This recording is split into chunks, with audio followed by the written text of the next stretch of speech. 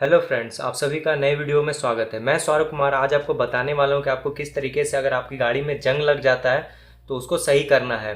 और ये जो जंग रोकने का मैं एक सेपरेट वीडियो भी अपलोड करूंगा, तो उसका जो लिंक है मैं उसका इस वीडियो के डिस्क्रिप्शन पे दे दूंगा। तो फ्रेंड, आप देख सकते हैं यहाँ पे जो पूरा इस साइड का जो राइट साइड का फेंडर है इसमें पूरा जंग लग चुका है। यहाँ से पूरा यहाँ तक पूरा इसमें रस्टिंग आ चुका है। तो मैं आपको पूरा A to Z प्रोसेस बताने वाला हूँ कि किस तरीके से पूरा रस्टिंग हटाना है, उसके बाद इसमें किस तरीके से पेंटिंग करना है। तो फ्रेंड्स, ये जो जंग लगा हुआ है इसको हम सबसे पहले 320 ग्रेड का जो सैंड पेपर है, देख सकते हैं P320 लिखा हुआ है, तो इससे हम पूरा सैंडिंग करके जितना भी मेटल है जो मतलब जहाँ जंग लगा हुआ है उसको हटा के जो शाइनी मेटल है उसको बाहर निकालने का कोशिश करेंगे।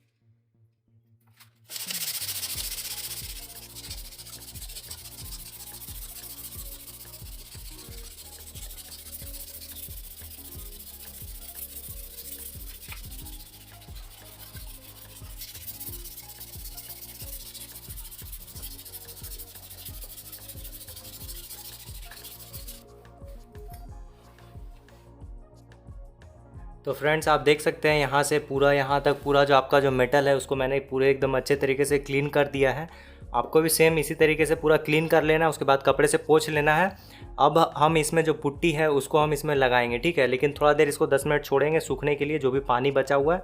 उसके बाद हम इसमें जो पुट्टी है पॉलिएस्टर पुट्टी उसको मिक्स करके हम इसमें लगाएंगे।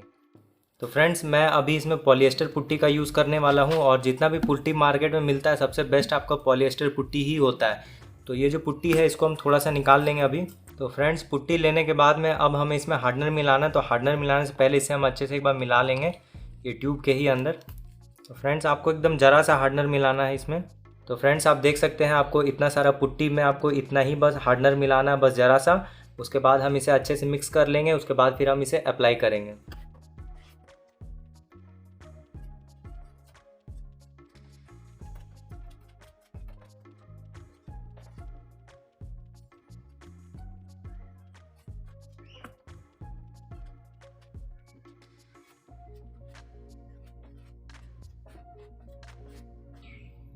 तो फ्रेंड्स, आप देख सकते हैं हमारा जो पुट्टी है वो अच्छे तरीके से लग चुका है। अब हम ये जो पुट्टी है इसको लगभग 10 से 15 मिनट के लिए सूखने के लिए छोड़ देंगे। उसके बाद फिर हम इसे सैंडिंग करना है 600 ग्रेड का सैंड पेपर से।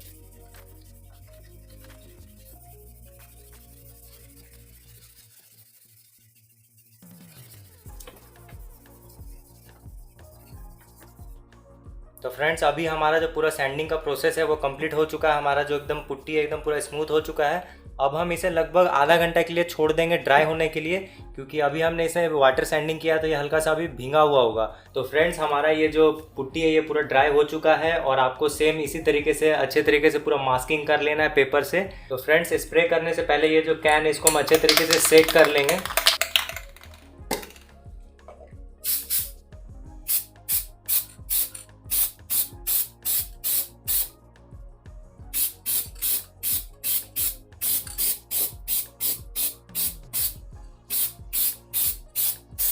तो फ्रेंड्स, अब हमारा ये जो फर्स्ट कोट है ये कंप्लीट हो चुका है। इसको लगभग हम 5 मिनट के लिए छोड़ेंगे, उसके बाद फिर हम इसमें सेकंड कोट अप्लाई करना है। तो फ्रेंड्स, अब हमारा जो फर्स्ट कोट है वो ड्राई हो चुका है लगभग 5 मिनट के बाद। अब हम इसमें जो सेकंड कोट है उसको अप्लाई करेंगे।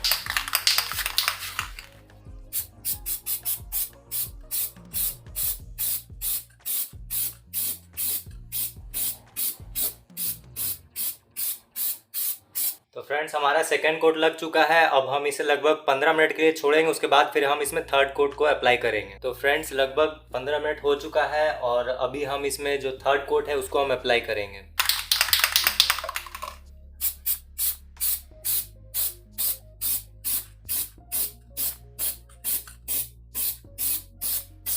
तो फ्रेंड्स, हमारा थर्ड कोट हो चुका है, और आपको अभी यहाँ पे थोड़ा सा ज़्यादा आपको यहाँ वाइट कलर लग रहा होगा, लेकिन अभी ये पेंट गीला है, और ये जब ड्राई हो जाएगा पूरा तो ये ऊपर का कलर और नीचे के कलर से मैच कर जाएगा।